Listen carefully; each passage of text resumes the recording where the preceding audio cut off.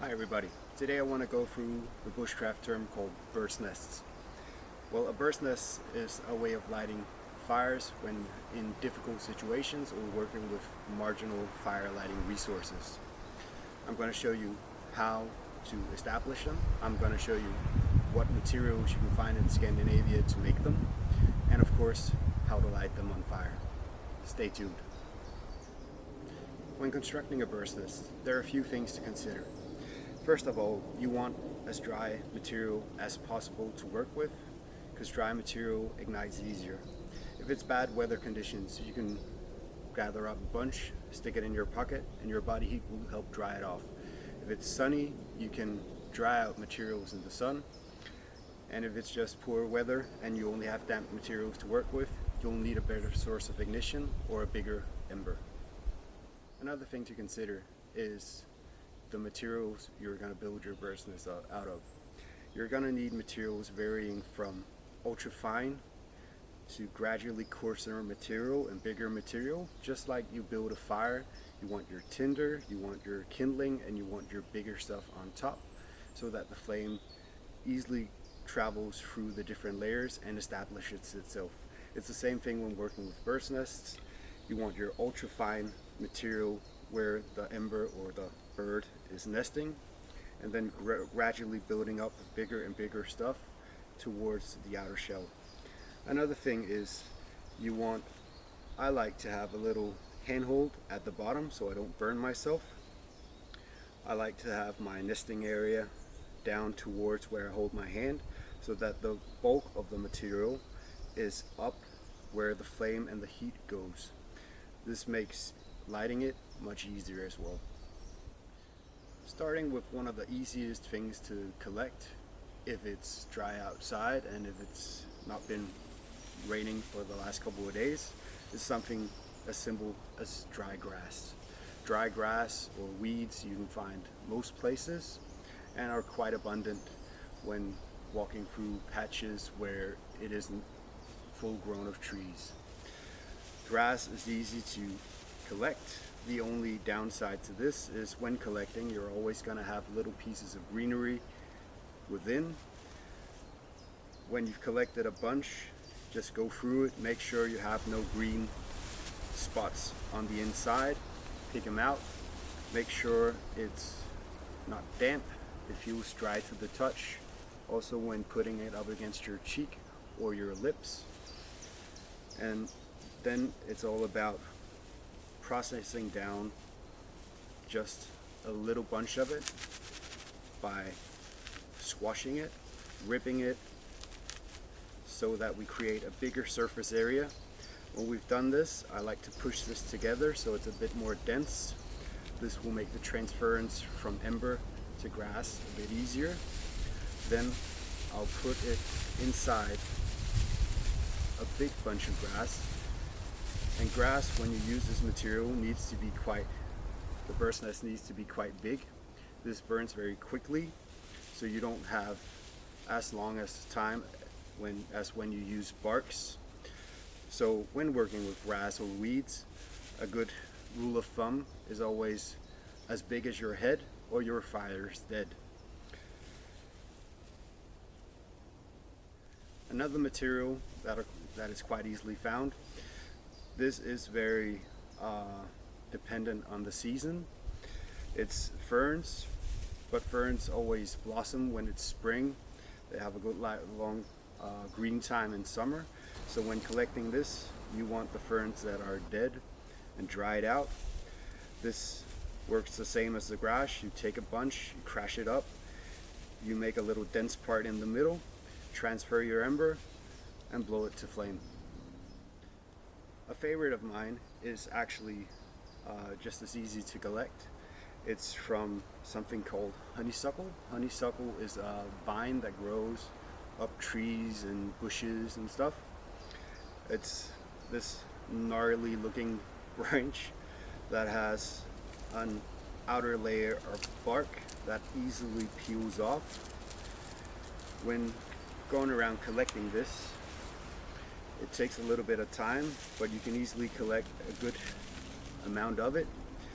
The cool thing about this easily processes down as well to very fine materials, but you also have the bigger stuff in here. And because it's a bark, it has a longer burn time than grass and ferns do.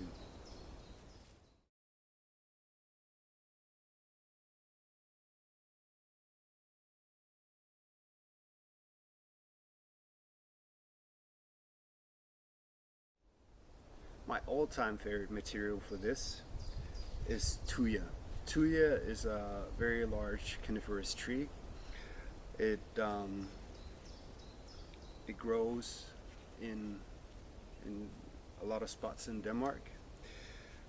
The bark of the large trees is very easily recognizable, but you don't want the bark from the large trees because it's quite hard to process down. So you need to go for the medium sized, the ones that are about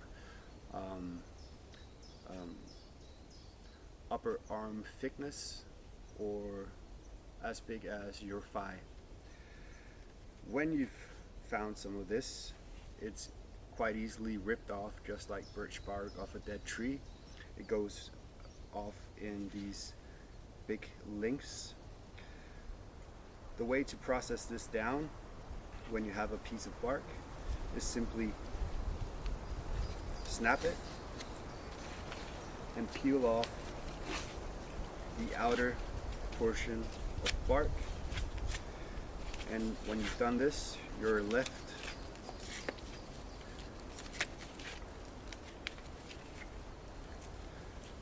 with only the inner bark. Now the inner bark can easily be processed down. All you have to do is rip it a little bit apart.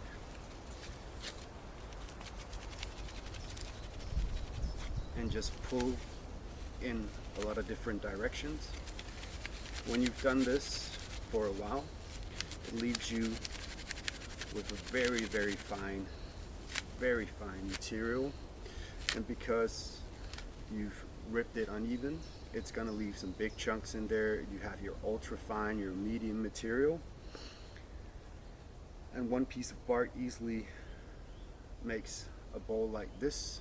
When you work with tuya, you don't need as big of a bowl as you do with grass, because this burns for a long time and it easily catches even in adverse conditions. But the worse the condition, the bigger the bird's nests. So it's just a matter of gathering enough bark, ripping it up, and adding to the pile. Here we go. Circumstances where you're gonna need a bird's nest are most likely gonna be when you're igniting something with embers. Embers can be obtained by using flint and steel, magnification, ferro rods, or anything of the like. So when you have established your ember, and I've done this with magnification glass and some chaga, you're gonna make sure it's alive. You're gonna place it down in its nest. Then you're gonna gently squeeze, because it's more easily transferred to the other material if it's close by. Then we need to add some air. We can do this by wafting, or when the ember is strong, like it is when using chaga, you can simply blow.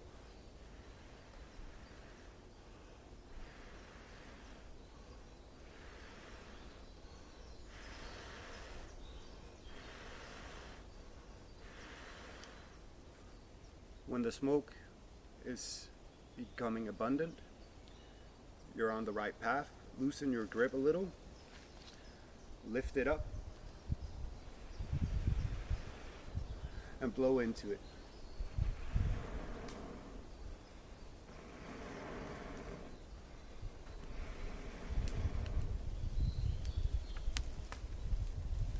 When it's burning, loosen up the birdsnests a little bit so you allow air to come in and you allow for an easier burn. Turn the thing upside down. It will catch the material gradually through it, and there you go.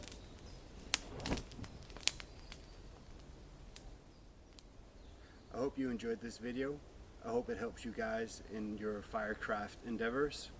I wish you all the best from Denmark. Have a good day.